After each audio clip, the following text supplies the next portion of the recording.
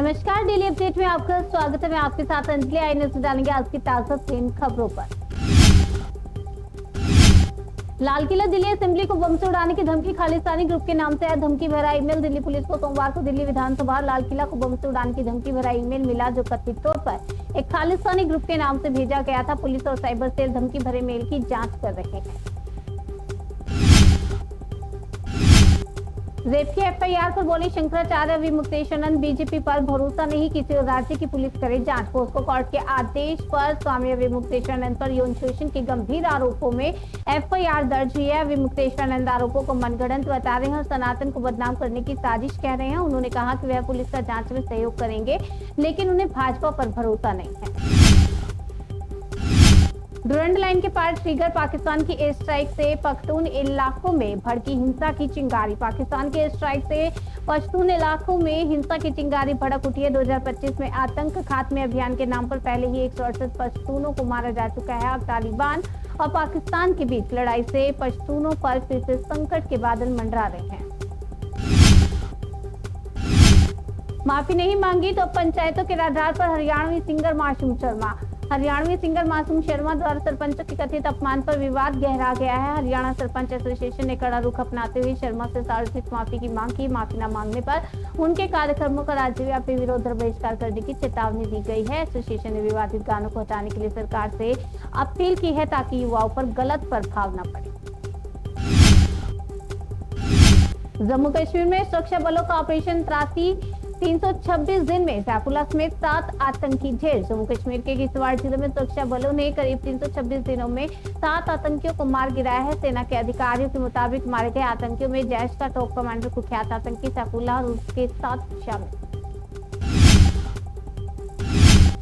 जल्द से जल्द ईरान छोड़ दें। इंडियन एम्बेसी ने भारतीय नागरिकों को दी चेतावनी। हालात गंभीर। ईरान और अमेरिका के बीच तनाव लगातार बढ़ रहा है। इस बीच ईरान में भारतीय दूतावास ने भारतीयों के लिए एडवाइजरी जारी की है। भारतीयों को ईरान छोड़ने की चेतावनी दी है। इंस्टाग्राम वाली लव स्टोरी में निकला झोल। 19 वर्षीय छात्रा के साथ प्रेमी ने किया रेप। बेंगलुरु में 19 वर्षीय कॉलेज छात्र ने अपने एक दोस्त पर गैंग रेप करने का आरोप लगाया है। इस पर अमृतहल्ली पुलिस ने मामला दर्ज कर जांच शुरू कर दी है। दिल्ली मेट्रो के इन 9 स्टेशनों के नाम बदले, 12 में कोई बदलाव नहीं। दिल्ली की मुख्यमंत्री रेखा गुप्ता ने बताया कि समीक्षा के बाद 21 में से 12 मेट्रो स्टेशनों के नाम पहले ही रखे गए हैं। वहीं 7 स्टेशनों के नामों में संशोधन किया गया है। राजनीति से दूर समाज के करीब 151 बेटियों के सामूहिक विवाह समारोह में शामिल हुए केजरीवाल। गुजरात के भावनगर में आयोजित 151 जोड़ों के सामूहिक विवाह समारोह में आम आदमी पार्टी के राष्ट्रीय संयोजक अरविंद केजरीवाल शामिल हुए, जहां एक साथ बेटियों की शादी से खुशी का माहौल एकता का संदेश बन गया। भोपाल में नॉट आउट एट 100 का आगाज। सीएम मोहन ने शुरू किया 2 घंटे का ऐतिहासिक क्रिकेट महोत्सव। भोपाल में मुख्यमंत्री मोहन यादव ने राष्ट्रीय दिव्यांगजन क्रिकेट खेल महोत्सव 2026 का शुभारंभ किया, जिसमें 25 से अधिक राज्यों के खिलाड़ी 2 घंटे की प्रतियोगिता में भाग लेंगे। लॉरेंस बिश्नोई गैंग में नए गैंगस्टर की एंट्री। कनाडा में फिर चलवाई ताबड़तोड़ गोलियां। कनाडा में फायरिंग के बाद वायरल पोस्ट में आरजू बिश्नोई के साथ टाइसन बिश्नोई और शुभम लॉनकर ने हमले की जिम्मेदारी ली है। इस तरह बिश्नोई गैंग में एक नए गैंगस्टर की एंट्री हुई है। सीएम योगी के सिंगापुर दौरे पर पहला दिन 6,650 करोड़ का निवेश और 20,000 नौकरियों की सौगात। सीएम योगी आदित्यनाथ के सिंगापुर दौरे के पहले ही दिन उत्तर प्रदेश को बड़ी निवेश सफलता मिली है। यूनिवर्सल सक्सेस ग्रुप के साथ करोड़ों के 3 MOU साइन हुए हैं, जिससे जेवर एयरपोर्ट के पास इंटरनेशनल टाउनशिप और कानपुर लखनऊ हाईवे पर लॉजिस्टिक पार्क का रास्ता साफ हो गया। खानदानी बीमारी का इलाज। एआई समिट में कांग्रेस के शर्टलेस प्रदर्शन पर भड़की बीजेपी। नेहरू का भी किया जिक्र। भारत मंडपम में हुई एआई समिट के दौरान कांग्रेस के विरोध प्रदर्शन को लेकर बीजेपी ने जमकर निशाना साधा। प्रेस कॉन्फ्रेंस के दौरान सुधांशु त्रिवेदी ने कई मुद्दों पर बात करते हुए कांग्रेस को नसीहत दी है। एआई समिट में शर्टलेस प्रदर्शन से बड़ी सियासी दरार। सहयोगी दलों ने बनाई कांग्रेस से दूरी। एआई समिट के दौरान कांग्रेस के यूथ विंग के विरोध प्रदर्शन से उसके ही सहयोगी नाखुश हैं। उन्होंने अप्रत्यक्ष रूप से संदेश दिया कि विरोध का तरीका और मंच दोनों सोच समझकर चुनना चाहिए था। महाकाल मंदिर में पे एंड एंटर मॉडल संध्या और शयन आरती की 250 फीस।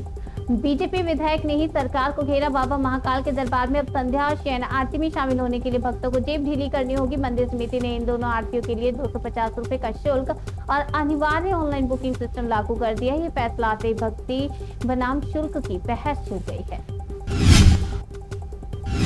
500 रुपए में हिस्सेदारी। बोर्ड ऑफ डायरेक्टर्स में सारथियों की एंट्री। भारत टैक्सी को लेकर अमित शाह का बड़ा ऐलान। अमित शाह ने कहा कि भारत टैक्सी को देश की 5 बड़ी कॉर्पोरेटिव्स ने मिलकर खड़ा किया है। अब जैसे जैसे सारथियों की संख्या बढ़ती जाएगी और जो भी सारथी इसमें पार्टनर बनना चाहेगा उसे 500 रुपए के शेयर लेने पर मालिकाना हक मिल जाएगा। जो लोग वहां थे ही नहीं उनको पकड़ा जा रहा है। यही समिट में शर्टलेस प्रदर्शन पर कांग्रेस ने लगाए गंभीर आरोप।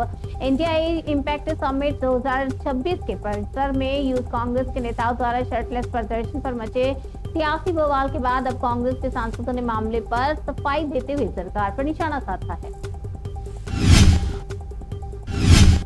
खबर हरियाणा से। आईडीएफसी फर्स्ट बैंक घोटाले को लेकर विधानसभा में हंगामा। सीएम सैनी बोले एक एक पैसा आएगा वापस। हरियाणा विधानसभा में आईडीएफसी फर्स्ट बैंक में 590 करोड़ के घोटाले पर जमकर हंगामा हुआ। नेता विपक्ष भूपेंद्र हुड्डा ने यह मुद्दा उठाया, जिस पर मुख्यमंत्री नायब सैनी ने एंटी करप्शन ब्यूरो और विजिलेंस द्वारा जांच जारी है और दोषियों पर सख्त कार्यवाही की जाएगी। उन्होंने कहा कि बैंक में 450 एफडी बनी हुई थी, एक एक पैसा इसमें वापस आएगा।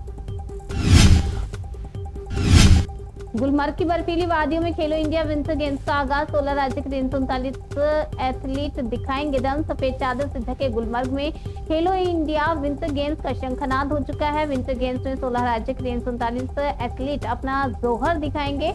मुख्यमंत्री उमर अब्दुल्ला ने कहा कि खेलो इंडिया से अंतर्राष्ट्रीय स्तर के चैंपियन खिलाड़ी तैयार होंगे।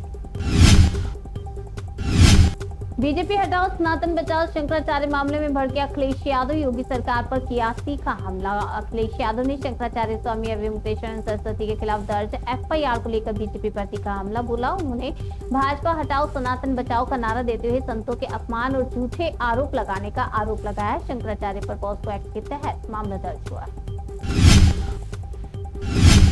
डेली अपडेट में आज के लिए फिलहाल इतना ही। तब तक के लिए बने रहिए हमारे साथ। देखते रहिए जनसुख न्यूज, जन से सरोकार।